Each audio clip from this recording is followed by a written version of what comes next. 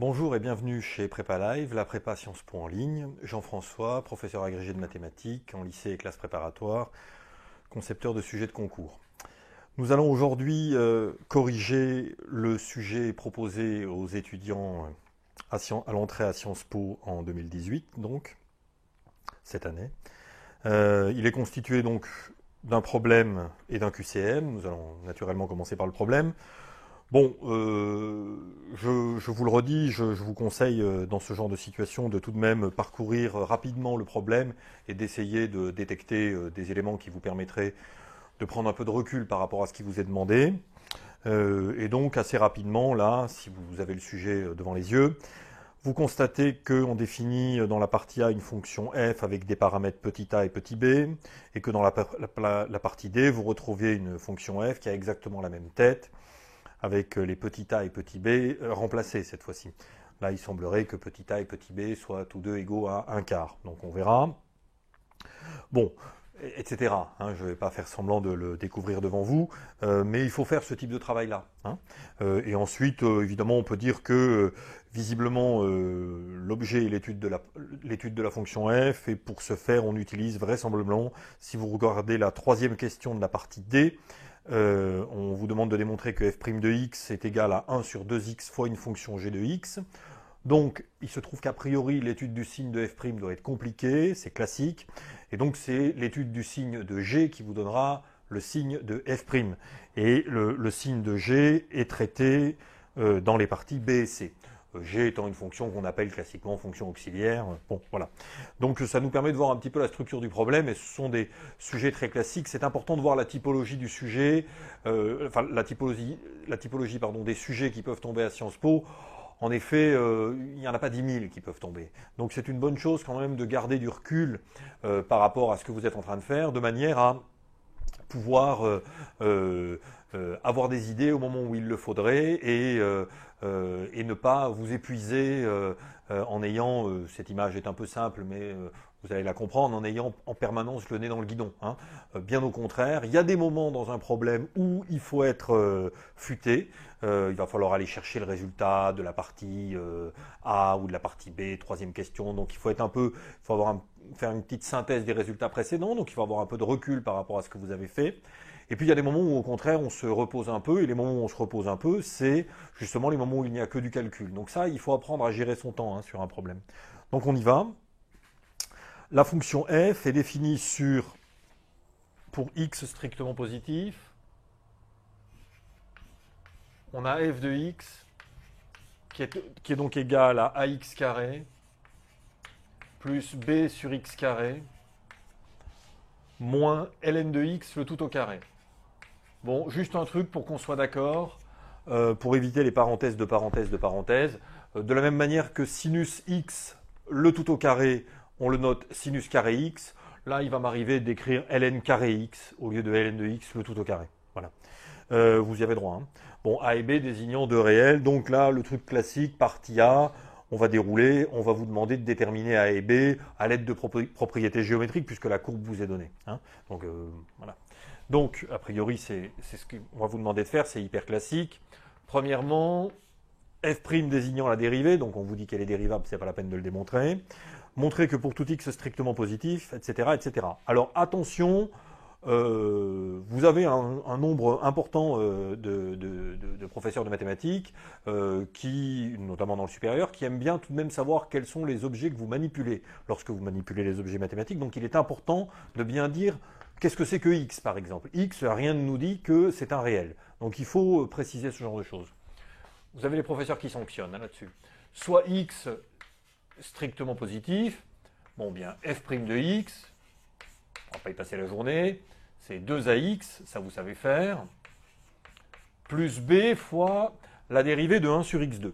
Donc 1 sur x2, moi je le vois toujours comme x puissance moins 2. J'ai appris à le faire comme ça étant jeune, et donc je continue à le faire comme ça. Donc x puissance moins 2, c'est moins 2x puissance moins 2 moins 1, moins 3. Donc ça nous fait moins 2, et plutôt que de mettre x puissance moins 3, je redescends le x en dessous. Moins ln de x au carré, donc la dérivée de, là on est sur u carré, la dérivée de u carré, c'est 2u u'.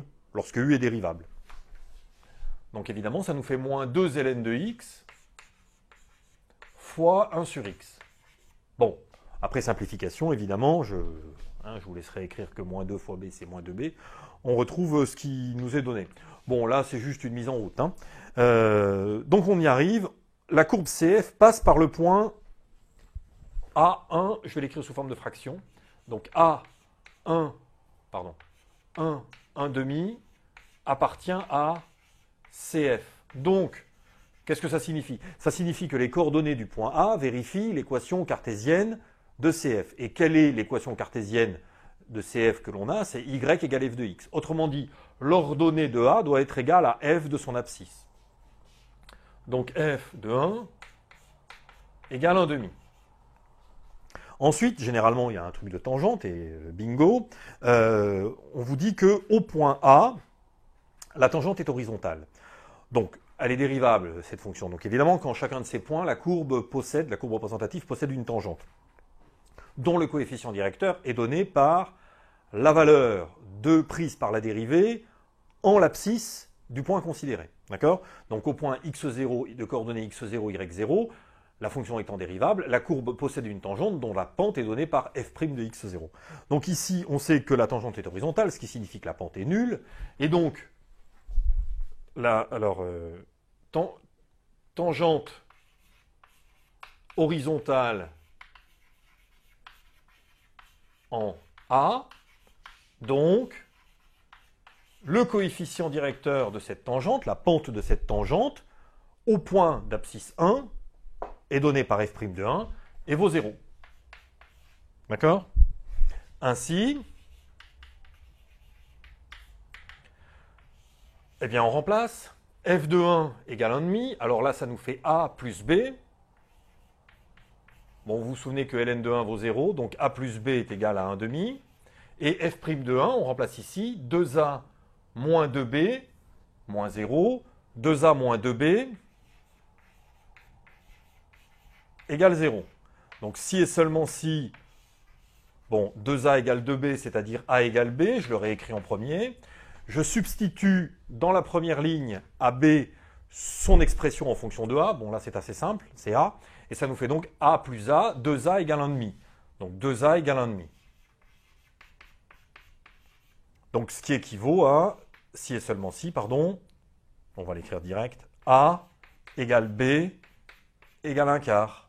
Voilà. Et on retrouve le 1 quart de la partie D. C'est important dans un problème comme ça, avec question enchaînée, j'entends, vous en avez moins l'habitude aujourd'hui au lycée, c'est important de, quand ça ne prend pas beaucoup de temps, ça vaut vraiment la peine de vérifier si on ne s'est pas planté. Hein, sur des petites vérifications comme ça, pareil, hein, sur les techniques calculatoires, il faut prendre ces habitudes-là. Bon, je pense qu'on peut oublier F pour l'instant. On va maintenant passer à la partie B. Donc partie B,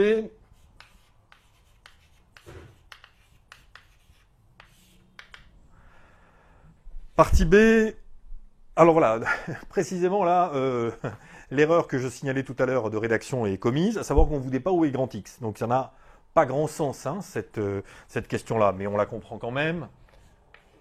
Évidemment, je vous déconseille de l'écrire dans votre sujet, hein, dans votre copie. Donc, soit grand X, un réel,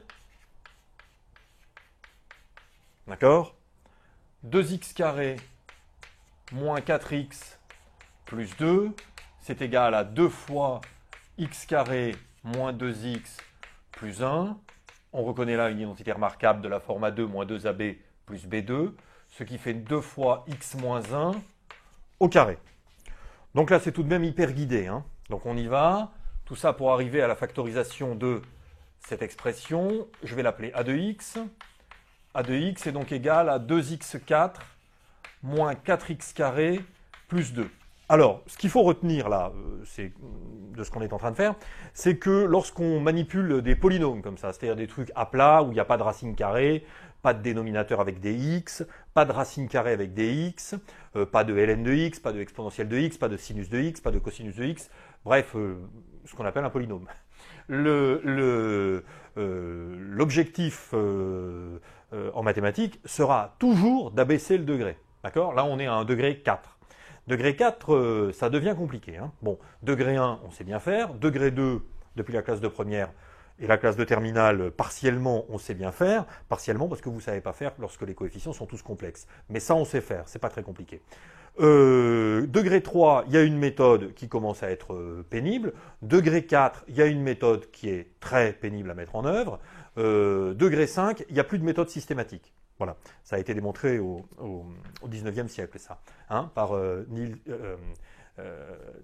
mathématicien Abel, les mathématiciens Abel et Galois. Bon, peu importe. Donc en mathématiques, il faut qu'on abaisse les degrés pour pouvoir revenir à des choses plus simples. Et on abaisse les degrés soit par factorisation, d'accord, soit en observant des symétries sur les coefficients ou sur les puissances. Et là, c'est un truc très particulier. Je vous explique tout ça si vous n'aviez pas eu cette aide. Ça peut arriver. Hein. Bon, donc ici, vous devez observer que les puissances sont toutes paires. D'accord? Donc, lorsque les puissances sont toutes paires, on a une expression dite bicarrée. Naturellement, on pose, bon là, c'était quasiment donné dans l'énoncé, hein, grand X égale X carré.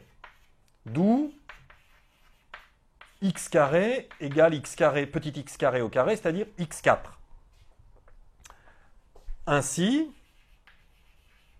A de X est égal à une expression que je vais noter A tilde pour signifier que c'est quand même très très proche.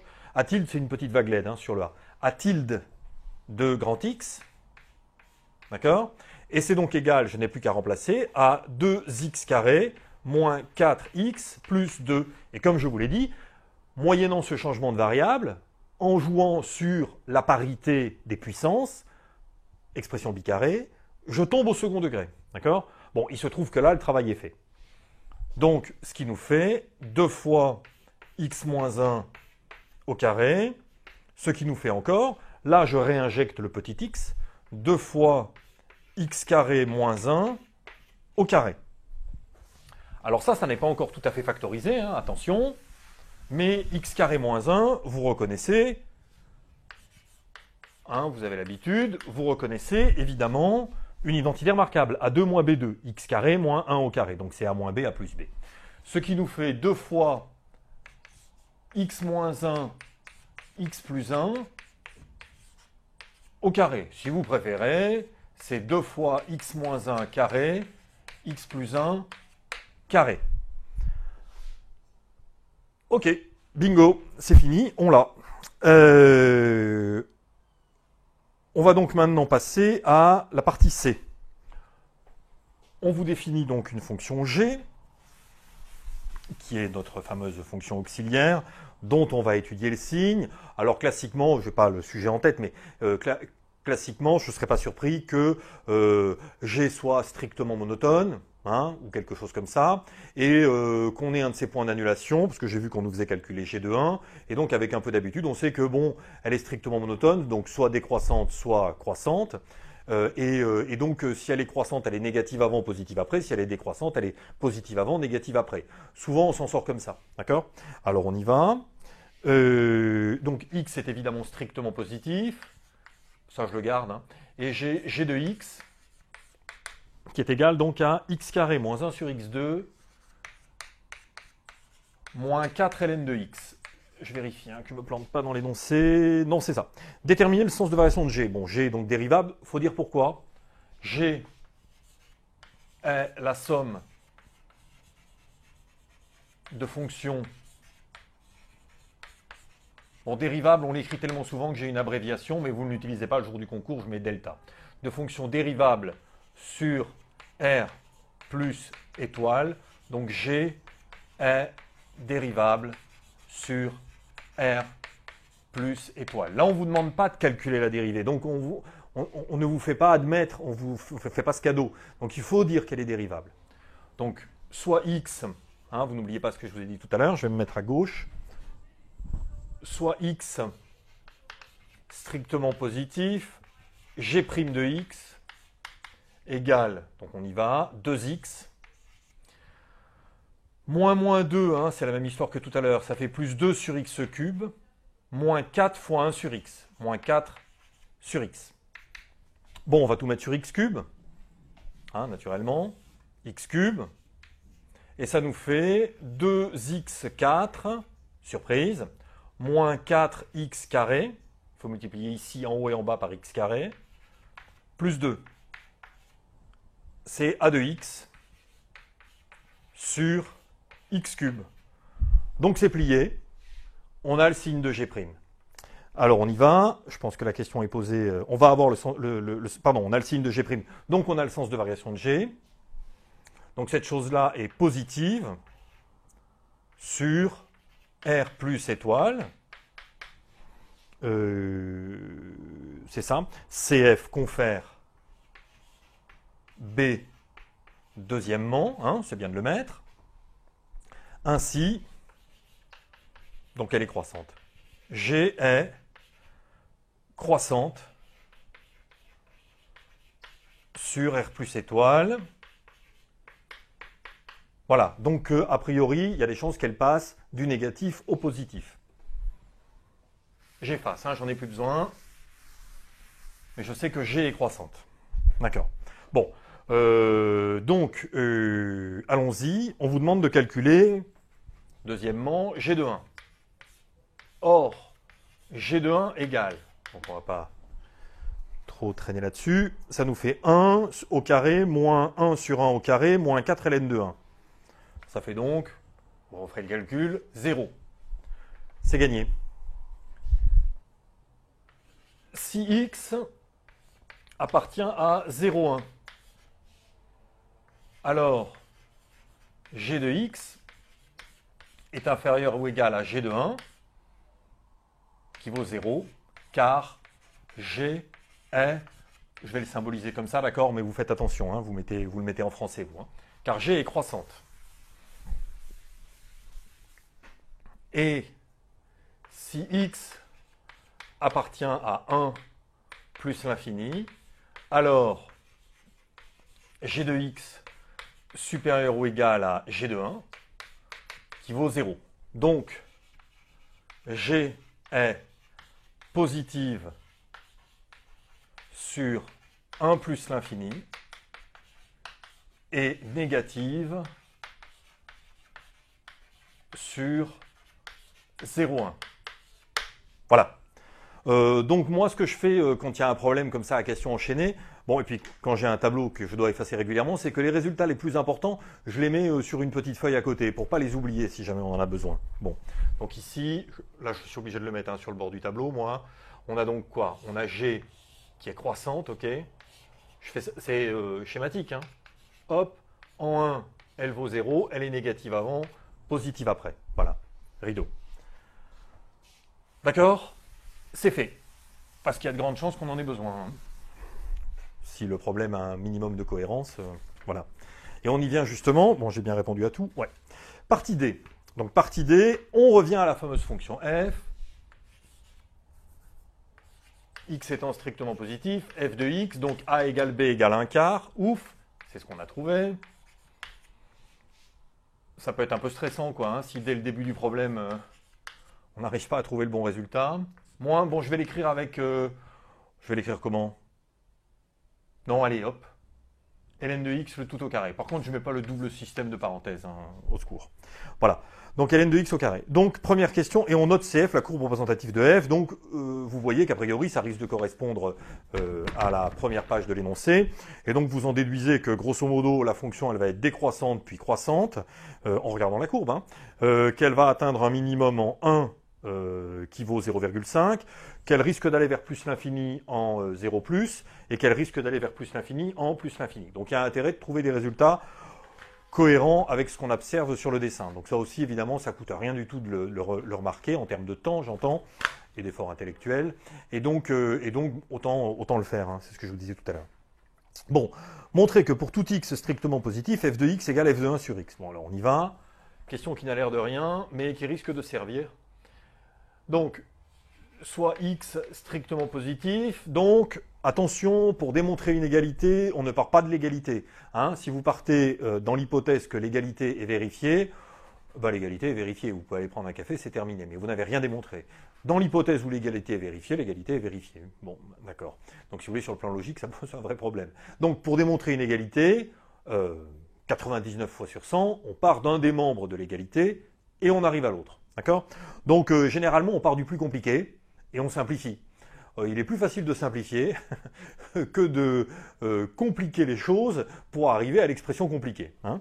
Donc, on part de f de 1 sur x. Bon, f de 1 sur x existe, hein, puisque x est non nul.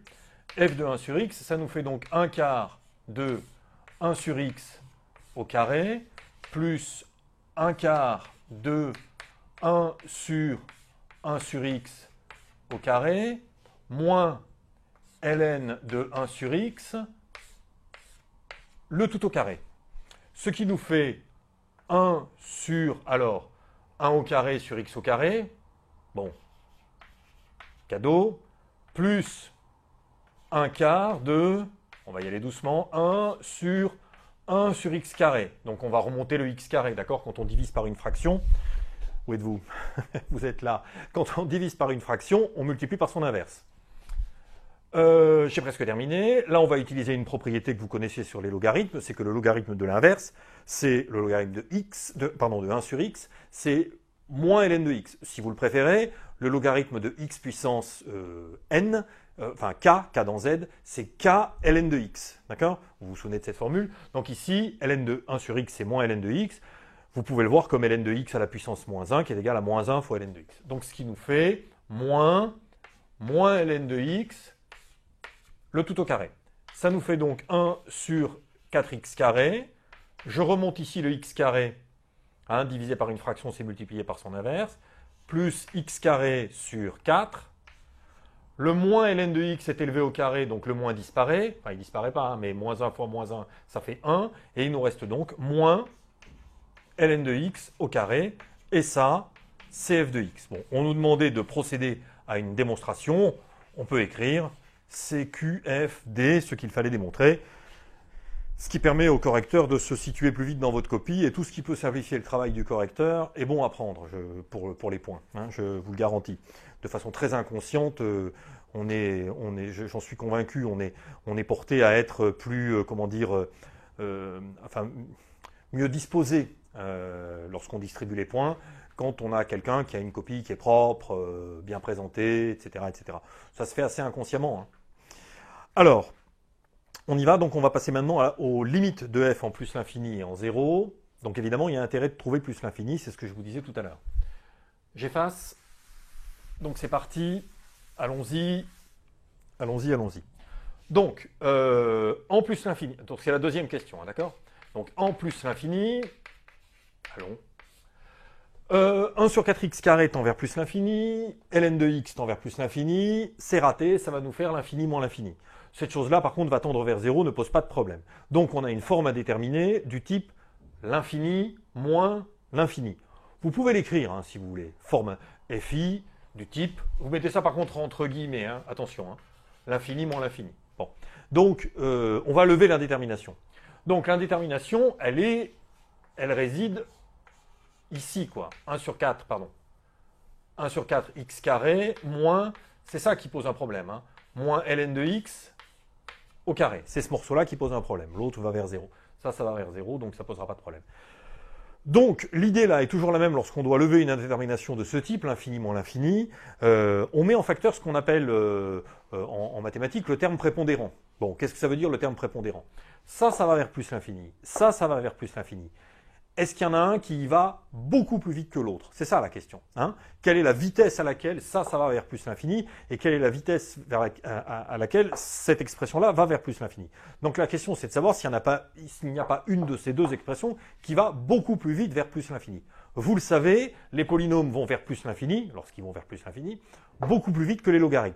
Par contre, l'exponentielle va beaucoup plus vite que les polynômes vers plus l'infini. D'accord? Donc, c'est grosso modo en termes de rapidité, vous avez l'exponentielle qui est hyper rapide, vous avez les polynômes qui sont entre les deux, et vous avez le logarithme qui est très lent. Il est même plus lent qu'une racine carrée, hein, le logarithme. Bon. Donc, ce qu'on appelle le terme prépondérant, ou le terme dominant, si vous voulez, mais on dit prépondérant, alors tout ça, c'est quand même, au niveau de la terminale, c'est un peu au doigt mouillé, quoi. Hein. Donc après, l'année prochaine, pour ceux qui feraient des mathématiques l'année prochaine, vous préciserez tout ça. Hein. C'est ça qui l'emporte. Donc, on met en facteur le terme dominant, d'accord, le terme prépondérant. Donc ici, on met x carré, facteur de 1 quart, moins ln de x au carré sur x au carré, c'est-à-dire ln de x sur x au carré. Bon, je vais mettre des crochets, ce sera plus joli. D'accord? Bon, et alors là, c'est parti. Donc, parce que ça met longtemps à rédiger, c'est pénible. Or, limite, quand x tend vers plus l'infini de ln de x sur x égale 0. Ça, c'est du court. D'où, limite, on va peut-être essayer d'aller un tout petit peu plus vite, quand x tend vers plus l'infini de 1 quart moins ln de x sur x au carré. D'accord? On sait que la limite d'une différence, lorsque chacun des termes de la différence possède une limite, c'est la différence des limites. Donc c'est 1 quart ici, moins, et ici vous avez le produit des limites qui est égal à la limite du produit. Donc ça nous fait 1 quart moins 0 au carré, hein, pour que vous compreniez, ce qui nous donne donc 1 quart. Mais limite de x carré quand x tend vers plus l'infini est égal à plus l'infini. Alors, par produit, je vais être obligé d'aller là-haut. Hein. Hop, et je vais ruser. La limite, quand x tend vers plus l'infini de tout ce truc-là, c'est égal à 1 quart fois plus l'infini. Vous ne l'écrivez pas, ça, hein, c'est juste pour le raisonnement. Hein. C'est égal à plus l'infini. X carré va vers plus l'infini. D'accord? Il était devant ce crochet va vers 1 quart va, l'ensemble va vers plus l'infini. Je ne pense pas que ça vous pose de problème, ça. Hein. Bon. Or, limite de 1 sur 4x carré quand x tend vers plus l'infini égale 0. Donc, limite de f de x quand x tend vers plus l'infini égale plus l'infini. Voilà. N'oubliez pas d'encadrer les résultats. Confère la remarque que j'ai faite précédemment. L'attention que vous devez porter à celui qui va corriger votre copie. Donc ça, c'est fait. Donc maintenant, on va s'intéresser à ce qui se passe en 0. D'accord? Bon. Alors, on peut procéder de la même manière, c'est-à-dire qu'on peut regarder, ça va vers 0, ça va vers plus l'infini, ça va vers moins l'infini en 0, mais c'est élevé au carré, donc ça va vers plus l'infini, et donc ça nous fait plus l'infini, moins l'infini, on a à nouveau une forme indéterminée, donc il faut lever l'indétermination. Ou alors, donc pour x positif, on sait que f de x est égal à, 1 sur x, à f de 1 sur x. D'accord? Donc ça, c'est important. C'est ça dont on va se servir. On va aller plus vite. C'était pas obligatoire, hein, mais ça fait... oui, il est clair que pour le correcteur, ça donne une impression très positive. On pose grand X égale 1 sur X.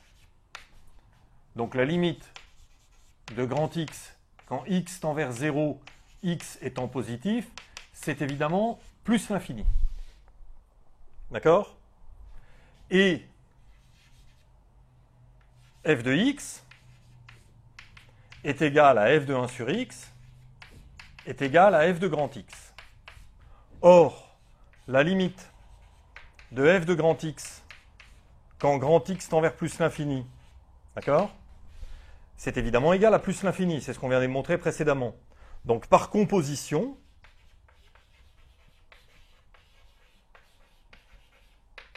la limite, quand grand X tend vers 0, X étant positif, de f de petit x, d'accord? Elle est égale à la limite de f de grand X quand grand X tend vers plus l'infini, et elle est égale à plus l'infini, d'accord? On a donc, c'est pas demandé, mais on a une asymptote pour cette courbe représentative qui est l'axe des ordonnées. Voilà, x égale 0. Donc voilà, c'est fait. D'accord? Donc on a les deux limites en plus l'infini. Donc c'est compatible, pardon, c'est cohérent avec la courbe qui est donnée en partie A du problème. Voilà, donc ça c'est fini. On arrive évidemment maintenant à l'étude du signe de la dérivée de f. Alors je reprends l'expression de f parce que je ne l'ai plus. soit x strictement positif, donc je suis ici à la troisième question, d'accord?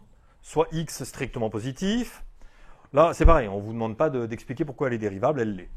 F' de x, c'est donc égal. Donc là, il y a deux solutions. Soit vous reprenez l'expression qu'on avait trouvée en fonction de a et b dans la première question de la partie A, soit vous le refaites et vous remplacez a et b par un quart, soit vous le refaites, d'accord? Bon, moi je vais reprendre ça, hein, partisan du moindre effort. Donc, 2 fois un quart, ça nous fait donc 1 demi de x. D'accord?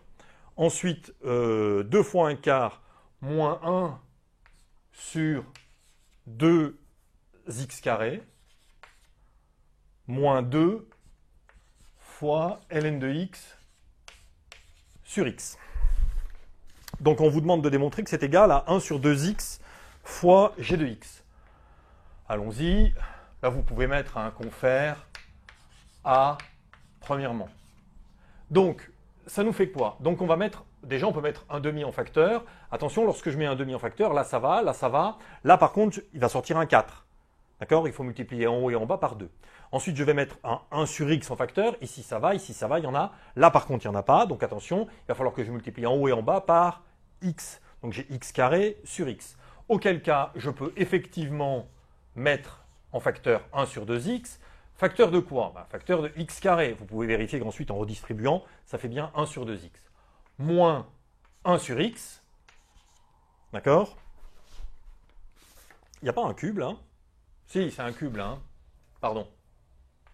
Il y a un truc qui ne va pas. Donc ici, il nous reste un x carré. D'accord? Et ici, n'oubliez pas, j'ai mon moins 4 ln de x. Donc, sauf erreur, on devrait avoir g de x. Ça marche, ouf. Ce qui nous fait 1 sur 2x fois g de x. Bon, alors on y va. X est strictement positif, donc 1 sur 2x est strictement positif.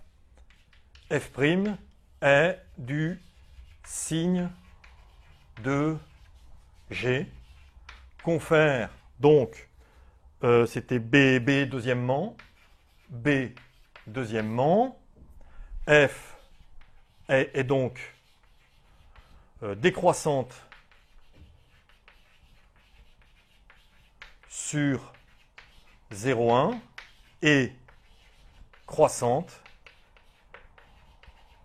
sur 1 plus l'infini. En effet, F' est du signe de G, or G est négatif sur 0,1, on l'a vu en B2, et elle est croissante sur 1 plus l'infini. Elle est positive sur 1 plus l'infini, donc il en est de même pour F', et donc on en déduit évidemment par le théorème classique qui lie le signe de la dérivée et le sens de variation de la fonction, que F est décroissante sur cet intervalle et croissante sur ce dernier intervalle. Voilà, bon, a priori on ne nous demande pas grand-chose d'autre.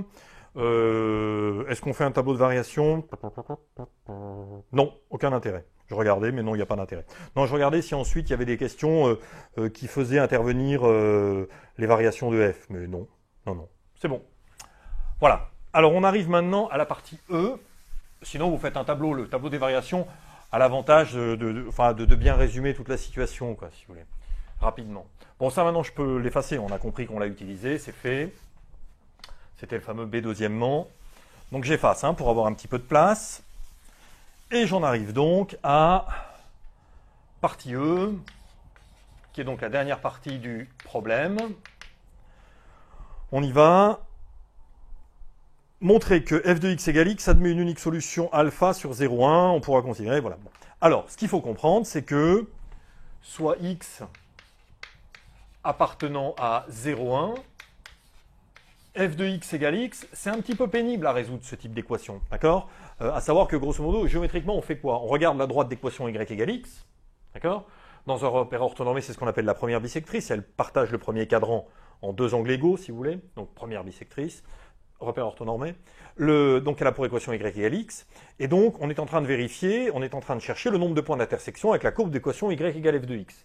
Plus précisément, on est en train de déterminer les abscisses des points d'intersection éventuels. Bon, c'est pas très pratique ça. Donc, si vous voulez, on préfère rabattre le tout et ça revient à ça géométriquement. Et donc, finalement, ça équivaut à dire que f de x moins x égale 0. Et ça, franchement, on préfère. Hein, on préfère chercher les points d'annulation d'une fonction. Voilà, en posant h de x égale f de x moins x. Comme suggéré, très sérieusement suggéré par l'énoncé. Donc généralement, quand il y a une suggestion dans l'énoncé, sauf à être très très sûr de soi, il vaut mieux l'utiliser. Bon, bah, c'est le truc classique. Là, maintenant, on est revenu au ce que vous appelez en terminale le corollaire des valeurs intermédiaires. Donc, ben, allons-y. H. Alors, moi, je préfère le couper en deux morceaux. Hein, mais ça, c'est vous qui voyez. Vous le rédigez comme vous le préférez. H. Alors, que vaut H de 1 H de 1. H de 1, il est égal à, alors attendez, excusez-moi, c'est f de 1 moins 1. D'accord? Donc f de 1 valait, je crois, de mémoire 1 demi. C'est ça? Ça nous fait 1, c'était le point A de la partie A, première question. Deuxième question. 1 demi moins 1, c'est-à-dire moins 1 demi. Bon, ça, c'est négatif. OK? Et la limite de h de x quand x tend vers 0, x étant positif, ça nous fait donc la limite de f de x qui vaut plus l'infini, moins 0, plus l'infini, égale plus l'infini. Donc quand on dit cette fonction va prendre des valeurs positives et va prendre des valeurs négatives. D'accord? Donc, il se trouve qu'elle est continue. Donc pour passer du négatif au positif, elle coupe l'axe des abscisses. Donc il y a au moins un point d'annulation. C'est le fameux théorème des valeurs intermédiaires. Donc on y va. Or, h est la différence de deux fonctions continues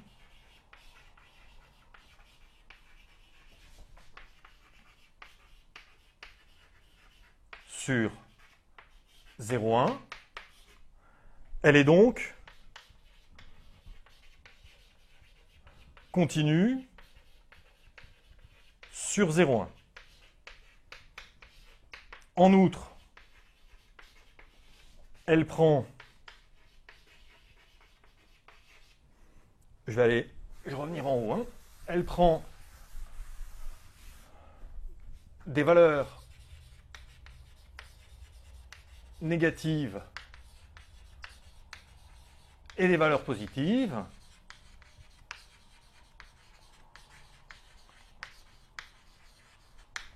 Le théorème des valeurs intermédiaires, je l'écris, j'utilise un sigle, enfin des initiales, vous l'écrivez en français hein, complètement.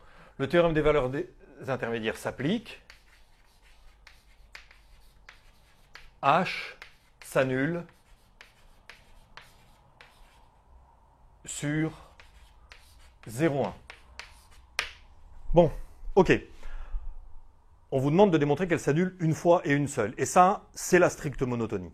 D'accord? Moi, je préfère scinder les deux. Je trouve que la rédaction est finalement... D'abord, on comprend mieux qu'est-ce qui est lié à quoi. Le fait qu'il n'y ait pas de trou, hein, que toutes les valeurs intermédiaires soient atteintes, ça, c'est la continuité. C'est quand même bon d'avoir ça à l'esprit. Et le fait qu'il n'y ait qu'une seule valeur d'annulation, enfin au plus une, si vous voulez, ça, c'est la stricte monotonie. Comme la fonction est strictement monotone, il ne peut pas y avoir d'endroit où il y a deux valeurs identiques atteintes en deux abscisses différentes. Bon, peu importe. Ça se voit assez intuitivement, ça. Hein. Vous l'avez peut-être démontré, d'ailleurs. Bon. Enfin, h est dérivable sur 0,1. Bon, comme différence de fonction dérivable sur 0,1, si vous voulez vraiment insister. Allons-y pour h' de x. Soit x appartenant à 0,1, h' de x est égal à f' de x moins la dérivée de 1 qui vaut x, la fonction identité qui vaut 1. Qui vaut 1, pardon. Donc, vous saviez que f' de x est négative ou nulle sur 0,1, donc l'ensemble est inférieur ou égal à moins 1, et en tous les cas, c'est strictement négatif.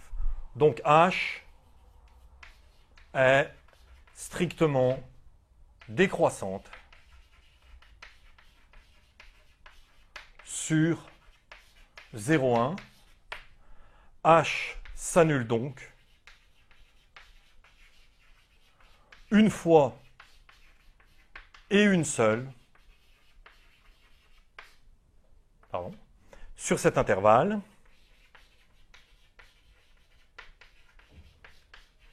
en alpha appartenant à 0,1. Bon, compte tenu de la remarque qu'on a fait, la remarque préliminaire qu'on a pu faire,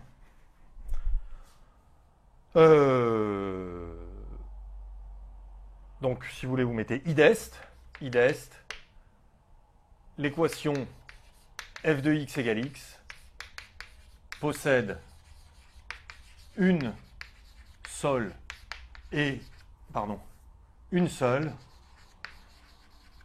sur 0,1. C'est évidemment alpha. Bon, est-ce qu'on a besoin? Est-ce qu'il y a une question? Quelle est la question suivante?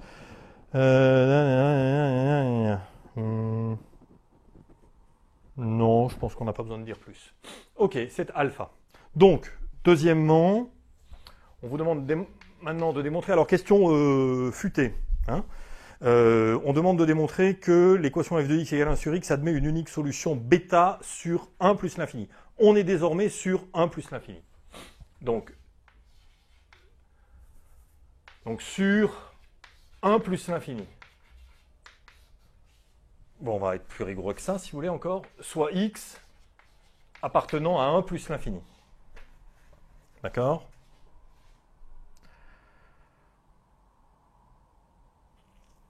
Si, il faut quand même que je fasse une petite remarque là. Remarque, f de 1 est différent de 1, donc alpha ne peut pas être égal à 1. Donc alpha est dans 0,1 ouvert. C'est pas demandé dans l'énoncé, mais je pense que ça va nous servir. En tous les cas, je le fais, je préfère. Puisque f de 1 valait 1,5, hein, d'accord? Voilà. Donc, je pense qu'on risque d'en avoir besoin.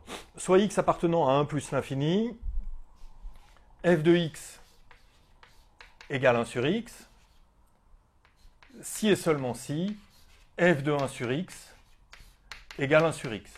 Ça, c'est confère. Là, voilà la question.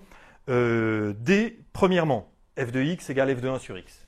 Confère D, premièrement. D'accord? Donc,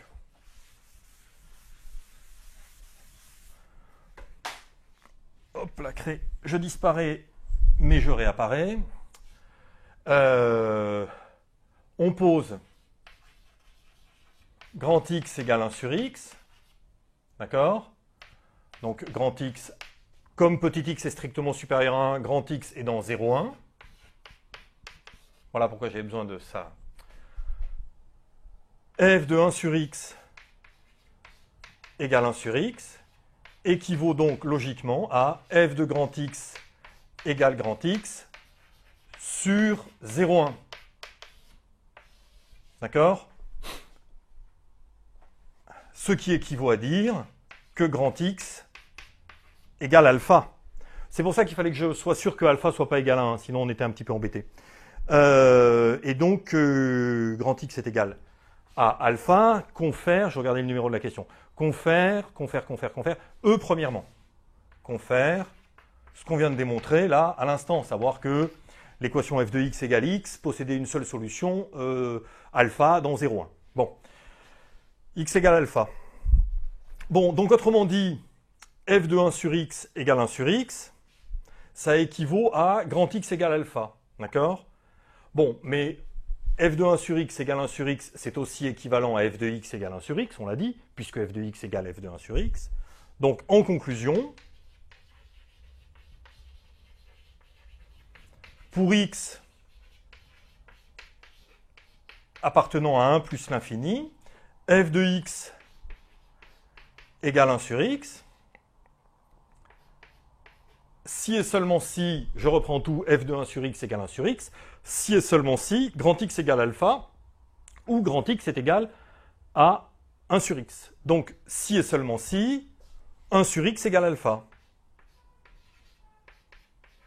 D'accord? Ce qui équivaut à x égale 1 sur alpha. Voilà. Donc, maintenant, on revient en français. Ainsi, l'équation proposée, je n'ai pas envie de la recopier, possède une solution et une seule sur 1 plus l'infini. On la note bêta. Et donc, elle est égale à 1 sur alpha. Bon, id est, alpha bêta égale 1. Ce qu'on vous demandait de démontrer. D'accord? Alors, n'oubliez pas maintenant que la fonction, elle est h, elle est décroissante. D'accord? Et on va vous demander d'écrire un algorithme, etc., etc., pour avoir, bon, c'est le truc classique, ça je pense que vous savez faire. Vous avez donc ici 0, alors malheureusement elle n'est pas définie, et en 1, elle est dans les négatifs, d'accord? Donc, on a une courbe qui fait ça. Bon, je vais la faire un petit peu fausse pour que, voilà, pour qu'on voit mieux ce qui se passe. Donc le problème, c'est qu'il va falloir rentrer les premières valeurs de l'algorithme. On ne peut pas dire que, enfin si, bien sûr, alpha est entre 0 et 1, mais 0 ouvert. Donc on va faire l'hypothèse que alpha n'est quand même pas trop près de, donc vous vérifiez à la calculatrice rapidement, n'est pas trop près de 0. Donc vous prenez par exemple 0,1. Et 0,1, vous vérifiez qu'on est bien dans les positifs, et ce sera le cas. Auquel cas alpha est entre 0,1 et 1. Vous pouvez le vérifier et dire que vous l'avez vérifié. Donc vous dites, alors là nous sommes à la question quatrièmement, d'accord, on vérifie f de 0,1, pardon, h, c'est h, hein, h de 0,1 positif, donc ce qu'on sait, c'est que j'ai 0,1 alpha 1, d'accord, donc c'est parti. Donc, je mets 0,1 dans petit a. Je mets 1 dans petit b, d'accord? Dans la variable petit b. Bon, il y a plusieurs façons de le coder, là on ne vous en voudra pas. Hein. Donc ensuite, il va falloir rentrer dans une boucle, d'accord? Donc qu'est-ce qu'on veut? On veut affiner les choses tant que b-a n'est pas un intervalle, tant que l'amplitude de l'intervalle AB n'est pas suffisamment petit. Ici, 10-2. Donc on va procéder par dichotomie. Donc je vais prendre le point milieu entre 0,1 et 1. Et je vais regarder quelle est la valeur de A plus B sur 2. Ici, c'est A, ici, c'est B, mais vous avez l'habitude. Donc ici, c'est A plus B sur 2. Bon, et de deux choses l'une. Soit H, c'est H, hein, soit H de A plus B est supérieur à 0, d'accord? Auquel cas, alpha, il est à droite de A plus B sur 2, soit H de A plus B sur 2 est négatif, auquel cas, alpha est à gauche de A plus B sur 2, d'accord? Donc on y va. While, donc on rentre dans une boucle conditionnelle, while b-a trop gros, c'est-à-dire supérieur à 0,01. While, donc cette chose-là. Donc là, maintenant, on fait un petit test. If h, c'est h, hein, de a plus b sur 2 est positif. Si h de a plus b sur 2 est positif. On est dans ce cas-là. Then, qu'est-ce qui se passe? Eh bien, on resserre ici, parce qu'on sait que alpha va être à droite de A plus B sur 2. Donc, dans A, je mets la valeur A plus B sur 2. Je remonte de la moitié la borne inférieure de l'intervalle de travail. Donc, A, je mets A plus B sur 2 dans A. D'accord? Else, bah, c'est le contraire, évidemment. Je mets A plus B sur 2 dans B. Je suis désolé, je n'ai pas la place en bas du tableau, donc je reviens ici. Donc, vous avez ici une boucle conditionnelle et ici un test. La boucle conditionnelle, on la reproduit, on la réitère autant de fois qu'il le faut pour que B-A finisse par être inférieur ou égal à, ouais, c'est inférieur ou égal à 0,01. D'accord?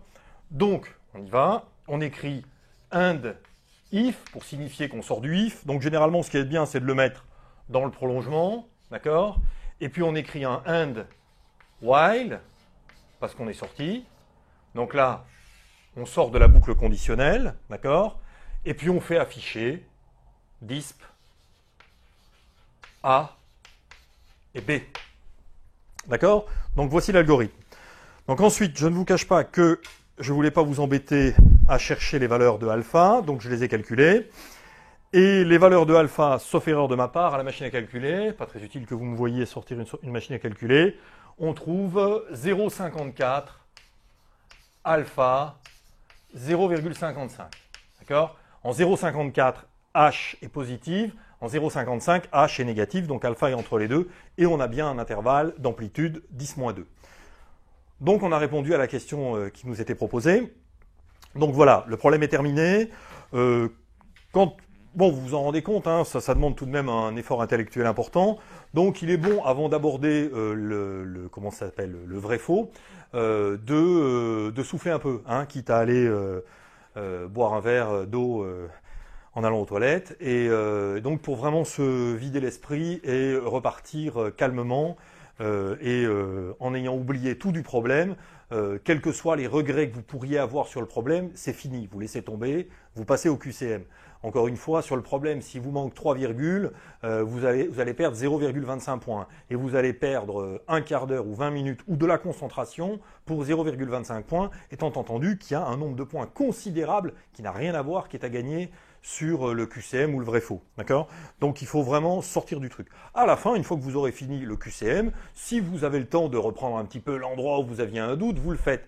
Mais il faut sortir de ça de son esprit. Voilà. De toute façon, vous ne la retrouverez pas, votre erreur. S'il y a une erreur, vous ne la retrouverez pas, ou alors vous allez passer un temps fou. Encore une fois, ce n'est pas rentable du tout. Voilà.